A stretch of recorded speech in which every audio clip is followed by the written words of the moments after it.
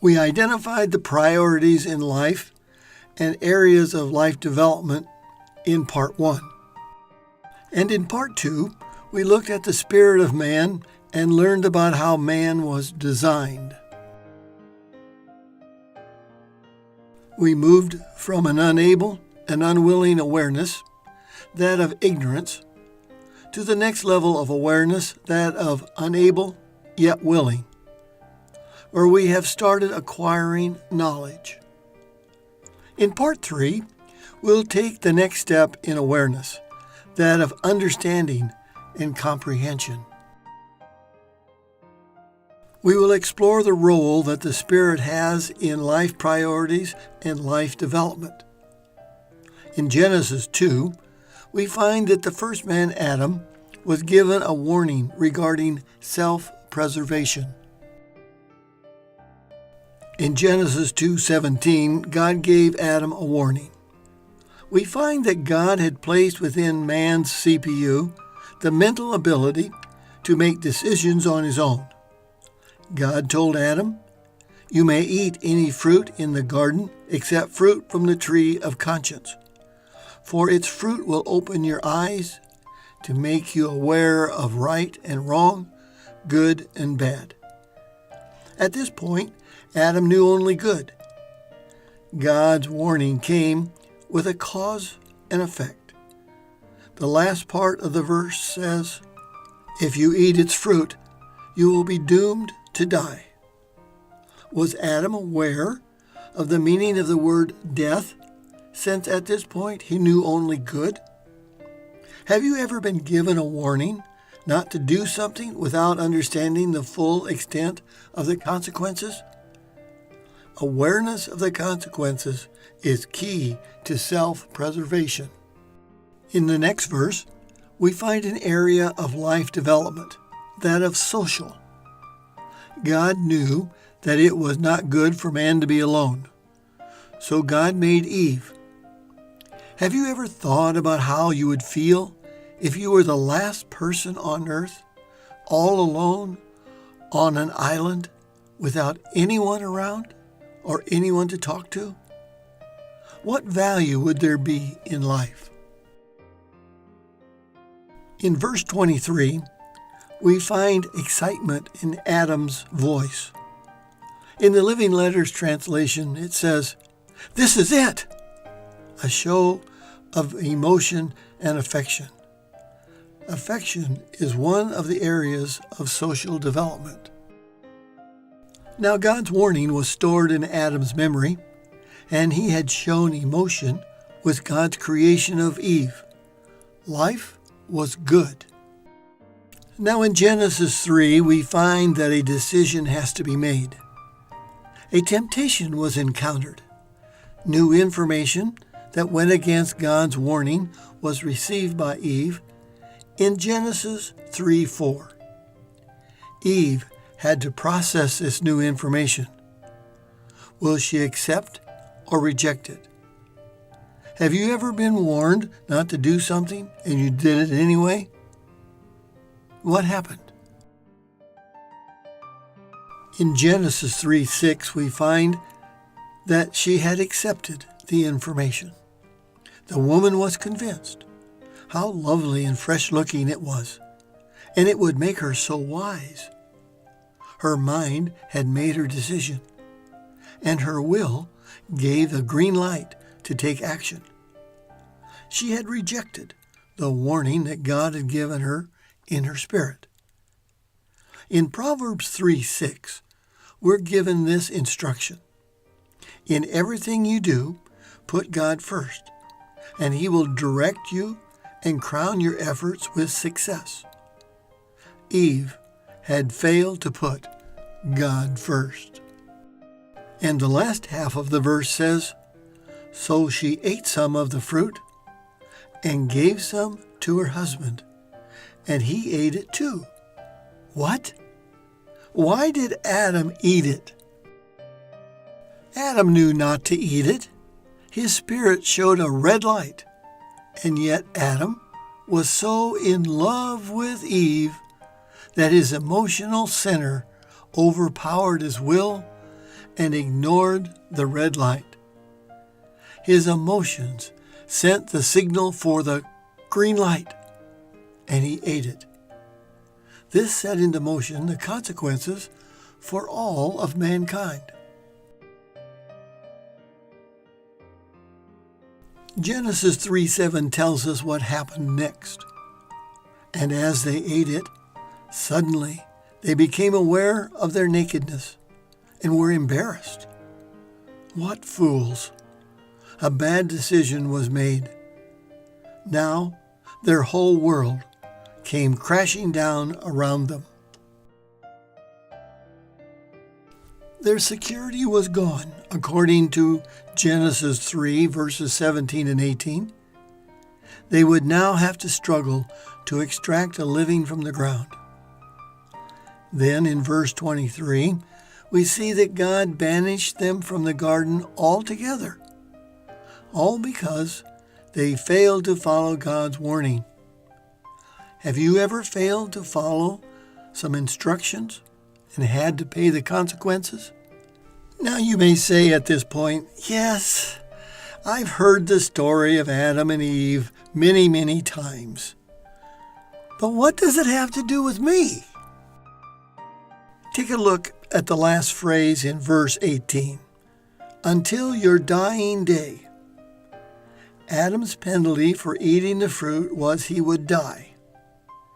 Ever asked the question, why do things grow old and die? We find the answer in Romans 5:12. It says, when Adam sinned, sin entered the entire human race. His sin spread death throughout all the world. So everything began to grow old and die, for all sinned. Adam's failure caused what? Caused sin to enter the entire human race. Think of sin as a deadly virus. When Adam chose to go against God's warning and follow his own judgment, this sin virus entered into his spirit. And what did sin do? It spread death throughout all the world. That would mean that all of us now have the sin nature because of this sin virus. So everything began to grow old and die. We find that newborn babies can have a drug dependency because their mother was a drug addict. Other conditions are passed down through the DNA chain as well. We find that the sin virus got passed down to us from Adam. How do you know if you have Adam's sin nature? Was it passed down to you? Well, ask the following questions and let's see. Is there enough evidence in your life to convict you of having the sin nature? God told Adam if he ate the fruit, he would know right from wrong. Do you know right from wrong? Do you do right every time? How do you know? Adam ate from the tree of conscience. Do you have a conscience? Do you live by any moral standard? Do you think that you are living up to that standard? On a scale of 1 to 10, 10 being best, where are you in meeting the standard? Now, do you remember Romans 5:12? It said that Adam's sin caused everything to grow old and die. Are you growing older? Will you die of old age? The answer you give to these questions will determine if Adam's nature was passed down to you. How did you answer the question, do you do right every time? Was it yes or no? If you said yes, then you were lying and you have Adam's sin nature. If you said no, then you know that you have Adam's sin nature. Have you ever told a half-truth for fear of what the consequences might be if you told the whole truth? Some call a half-truth a mental reservation. A half-truth is a lie. Adam and Eve's failure is part of why we act the way we do. It's in our nature to sin. The sin virus causes us to prefer to do things our way rather than follow God's standards. Do you know what God's standards are?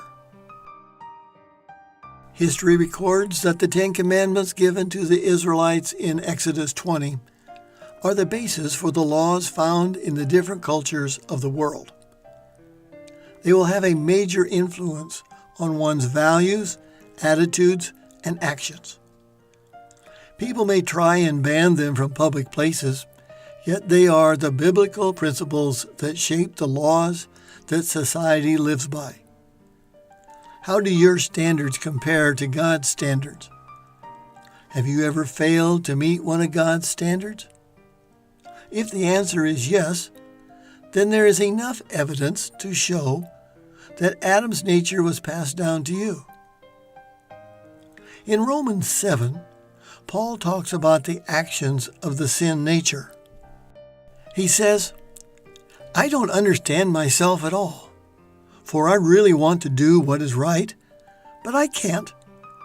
I do what I don't want to, what I hate. I know perfectly well that what I am doing is wrong, and my bad conscience proves that I agree with these laws I am breaking. But I can't help myself because I'm no longer doing it.